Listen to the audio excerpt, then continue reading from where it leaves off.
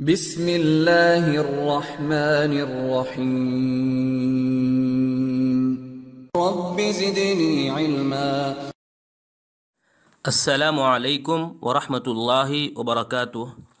محترم ناظرین، آج کے اس ویڈیو میں ہم معلوم کریں گے امام ابن عبد البر رحمہ اللہ کے بارے میں مختصر سی باتیں۔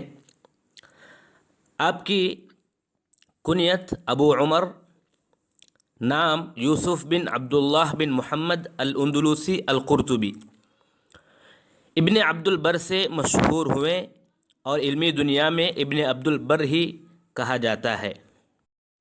ابن عبد البر رحمہ اللہ فقیہ، مجتہد، حافظ، محدث، قاضی، مؤرخ، بہت سی کتابوں کے مصنف تھے۔ آپ رحمہ اللہ قرطبہ میں 360 پر 8 ہجری میں پیدا ہوئے۔ وہیں پر یعنی قرطبہ ہی میں آپ کی پرداخت ہوئی۔ بچپن ہی میں آپ نے فقہ، حدیث، لغت، تاریخ، ان تمام علوم کو حاصل کیا۔ بڑے ائمہ سے ملاقات کیے، اعلیٰ سند حاصل کیے تھے، لمبی عمر بھی پائے تھے، تلامذہ کی ایک جمع غفیر رکھتے تھے۔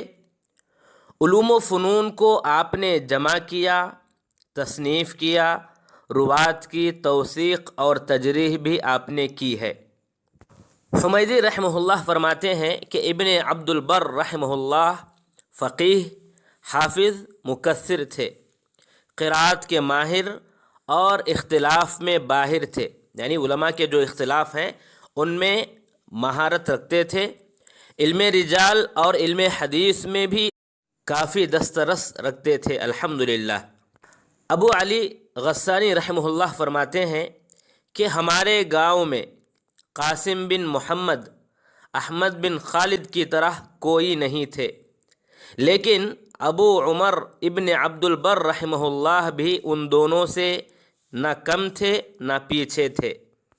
امام ابن عبد البر رحمہ اللہ نے علم حدیث میں مہارت حاصل کی، فقہ اور معانی میں ید طولہ رکھنے کے باوجود آپ علم انساب و اخبار میں اپنا ایک مقام رکھتے تھے۔ ان کی کتاب التمہید لما فی الموطأ من المعانی والاسانید جو موطأ کے متعلق ہے، آپ کی علمی شخصیت کو معلوم کرنے کے لیے ایک کتاب کافی ہے۔ امام ابو القاسم رحمہ اللہ فرماتے ہیں کہ ابن عبد البر رحمہ اللہ اپنے زمانے کے امام اور اقتائے زمانہ تھے۔ ابو علی رحمہ اللہ فرماتے ہیں کہ میں نے ابو الولید باجی رحمہ اللہ کو یوں کہتے ہوئے سنا کہ اندلس میں ابن عبد البر رحمہ اللہ کی طرح فن حدیث میں کوئی نہ تھے۔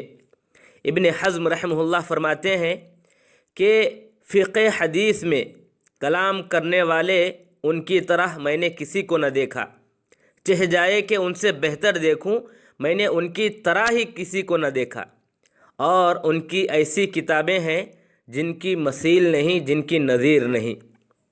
امام ذہبی رحمہ اللہ فرماتے ہیں کہ ابن عبد البر رحمہ اللہ امام، صاحب دین، ثقہ، ثبت، متقن، علامہ، متبحر، سنت کے متبع تھے۔ کہا جاتا ہے، یعنی امام ذہبی رحمہ اللہ فرماتے ہیں کہ کہا جاتا ہے کہ وہ ظاہری تھے، پھر مالکی بنے، چند مسائل میں فقہ شافعی کی طرف مائل تھے۔ پھر فرماتے ہیں کہ ان کی طرف ان باتوں کا انکار کرنا بھی صحیح نہیں ہے، کیونکہ وہ اپنی جگہ مجتہد اور رتبہ ائمہ مجتہدین پر فائز تھے۔ ایک دلچسپ بات یہ بھی یاد رہے کہ ابن عبد البر رحمہ اللہ اور امام ابن حزم رحمہ اللہ دونوں آپس میں دوست تھے۔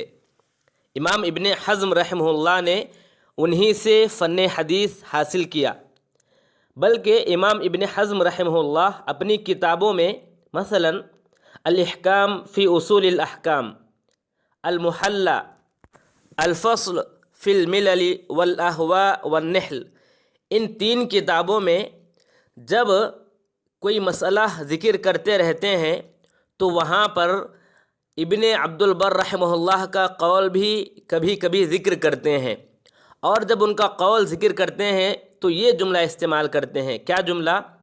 کتاب کذا لصاحبنا ابو عمر، کتاب کذا لصاحبنا ابو عمر، یعنی ہمارے دوست ابو عمر یعنی ابن عبد البر رحمہ اللہ کی ایک بات یوں ہے، یا وہ یوں لکھتے ہیں.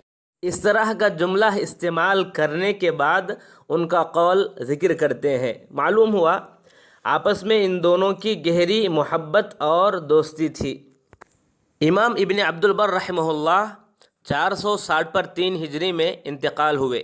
انا للہ و انا الیہ راجعون. اللہ تبارک و تعالی آپ کو جنت الفردوس میں اعلیٰ مقام عطا فرمائے، آمین. آپ کی کتابوں کی اگر بات کریں تو آپ کی کتابیں فقہ، اصول، علوم قرآن، قراءات، حدیث، تراجم، علم الرجال، تاریخ، سیر، انساب، سب میں یعنی سب عناوین پر، سب موضوعات میں آپ کی کتابیں شامل ہیں. آئیے چند نام معلوم کرتے ہیں آپ کی کتابوں کے. اخبار ائمۃ الامصار، الاستیعاب فی معرفۃ الاصحاب، الاستذکار، الانباہ علی قبائل الرواة، الاتقاء، الانصاف، بہجۃ المجالس، التمہید جس کا ذکر ہم نے پہلے کیا، جامع بیان العلم وفضلہ، جمہرۃ الانساب، العقل والعقلاء، القصد والامم، الکافی. یہ چند کتابیں ہیں، اور بھی کئی کتابیں ہیں. ہم نے مختصر چونکہ بات کی اس لیے ہم نے چند کتابوں کا نام یہاں پر لیا. اگر آپ چاہتے ہیں تو سیر اعلام النبلاء کی طرف رجوع کر سکتے ہیں.